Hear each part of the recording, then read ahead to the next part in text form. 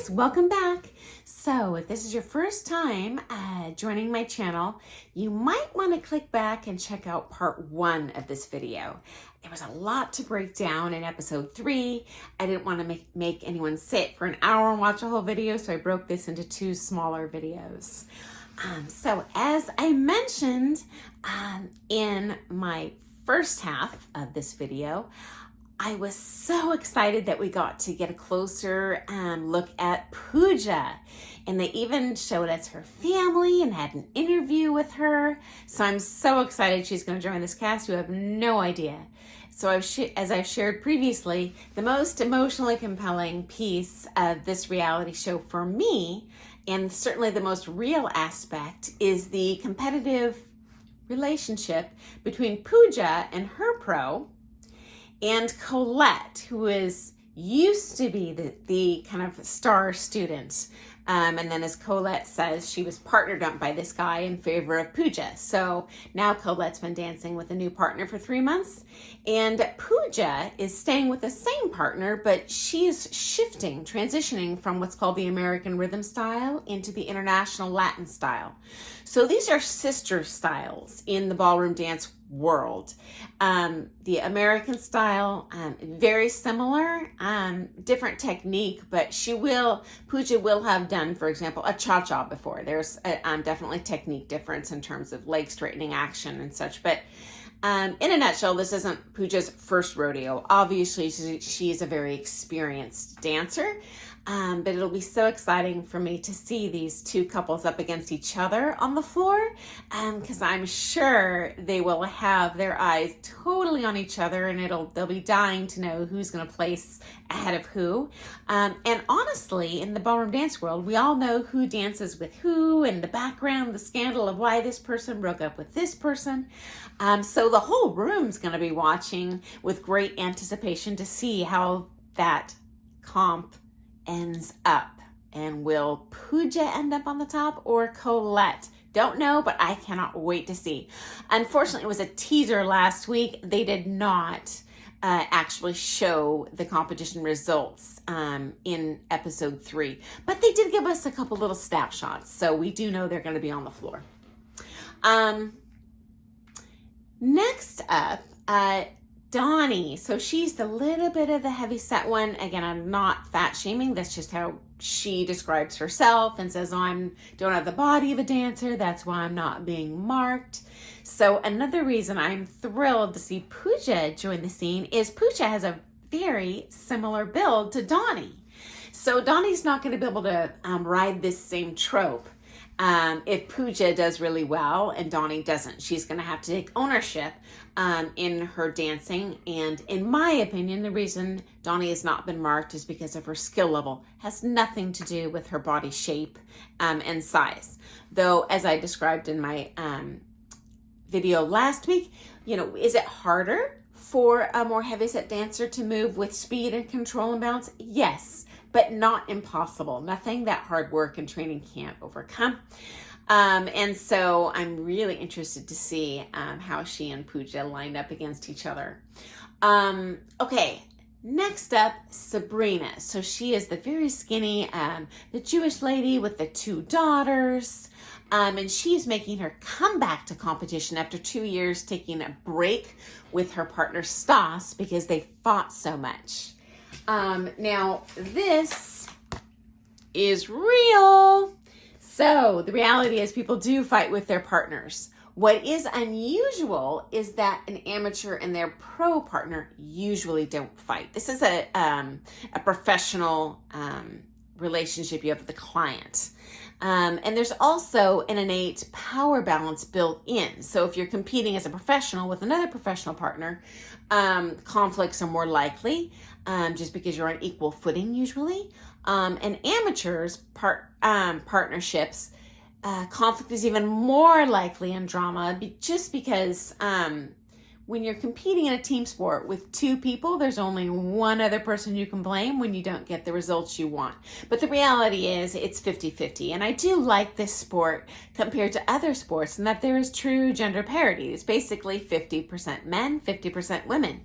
They can't do it without us. We can't do it without them. And so that's really pleasing to be part of that sports culture. I do think that her drama and her disagreements with Stas, obviously they haven't gone away. The relationship appears to me to be like a divorced couple that gets back together and get in that same old rut.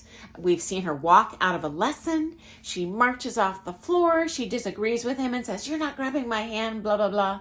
And so I do think this is going to, although obviously she's a very hardworking, well-trained dancer, that's really going to hold them back in their success in competition, or just the ability to stay together. There's something to be said for just stick-to-itiveness and a partnership that is seasoned, that you are able to get along with them for years, is going to be a little bit of an easier hurdle to jump than jumping partner to partner to partner every few months. So hopefully Sabrina can work things out with her partner, and I would just say sometimes it's, as I say, better to lose the battle and win the war. You don't always have to be right in a dance partnership, just like in a marriage. You pick your battles. And if your partner really feels strongly about doing something that way, you know what? Just put a smile on your face and roll with it. You're not going to get your way like a baby 100% of the time. So I think Sabrina is a little bit short-sighted in her hot temper with her partner, and fights her 50-50. Her partner's probably not helping that situation. So that's unfortunate to see, but it does happen. That is very real. We do see Sabrina presented as kind of the bad girl in this series so far. As a matter of fact, in this episode, she even says, "How do you describe dance friends?" And then she spells out the word frenemy. Now, I have to tell you, this is 100% fake, fake, fake, fake, fake, all sorts of fake. The reality is, the best friends, closest friends I've made have been other dance sport competitors, people I'm on the floor against them. Doesn't mean I don't want to win, but it certainly doesn't mean I take pleasure in them losing, or they're my enemy when we walk on the floor. We are friends. We have a shared passion. We have very similar lifestyles, even if we live in different parts of the country, where we know what it's like to prioritize your dancing and make so many sacrifices, from your diet to your social life to your other career. Because these ladies are pro-am dancers. They're either a stay-at-home mom, where they have responsibilities at home, or they have a complete full-time job in marketing and like a job like any other person. So anyway, this is manufactured for the show to provide a little more drama. And obviously Sabrina relishes this role, or she wouldn't say such catty, crazy things. But it's very rare I see that sort of cattiness in the real competitor community. We really love each other and our friends and want the best for each other. We do want to win, but we aren't, behind the scenes, cutting our costumes our competitors' costumes apart or sabotaging them in any way. Something that is very real in this program that you might have wondered, and this is totally real, is we hang out together. So when we're at a comp, absolutely, we go out to almost every meal with our competitor friends. We talk ballroom dance with our competitor friends. If we live in the same town, we probably get together with them occasionally as well. So that might look scripted for the program, like, oh, they're just having this crawfish meal together in New Orleans this week because they want to have a conversation tape for the show. Now, that may be true, but I am pretty sure they would have gone out together as well, especially if they were friends before the program. And we do get a little insight in this episode. Some of these people were friends prior to this reality TV show being filmed. So it looks like Gael and Leone were long-term friends. But some of these people are meeting each other for the first time by being on this show together. And those friendships are going to be a little manufactured at first for camera, but I'm sure they actually will transform into real friendships now that they get to know each other. So I predict we will see her appearing with Stas in next week's episode. probably going to dance better than they did last time. They were very disappointed to place second, just as they kind of bet their sea legs back on. You know, they did take a 2-year break, and so that is going to make things a little rocky for them at first. Probably they're dancing the same routines they did 2 years ago and beyond. So I think Sabrina will get back on that horse pretty fast and show well in this series.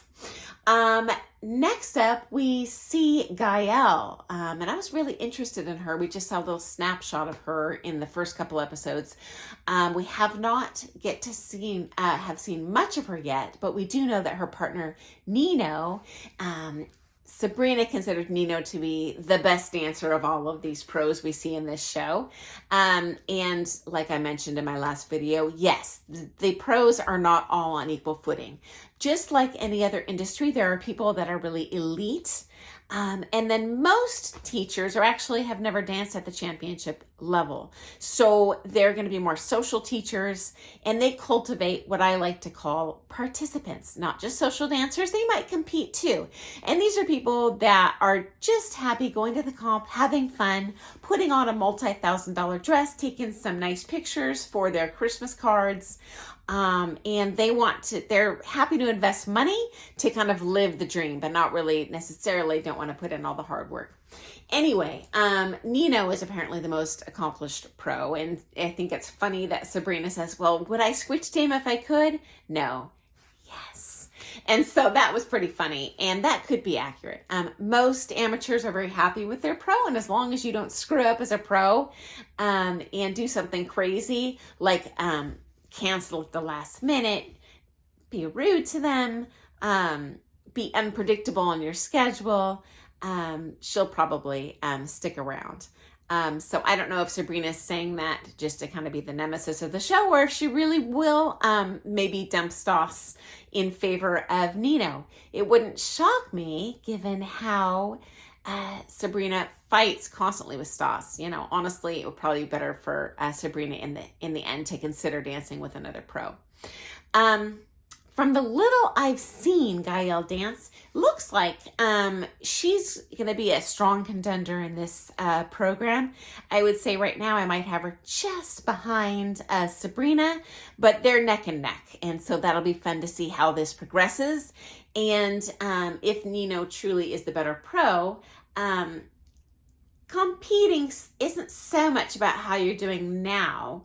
It's how you do on a trajectory long term compared to the other dancers. So any of these people could shoot out ahead based on their talent and how much they're investing in their dancing, how many lessons they take, this sort of thing.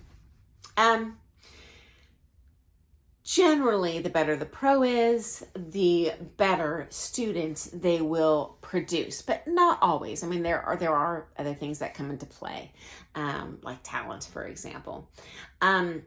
Next week, I cannot wait to see the results, but that gives you a snapshot of what we saw in episode 3. And if you have any questions, shoot me a comment below. I'm happy to answer any of them. And I look forward to seeing you next week on Dancing Queens, episode 4. Thanks for joining me, guys. Make sure to press that like and subscribe button. Bye. Have a great day.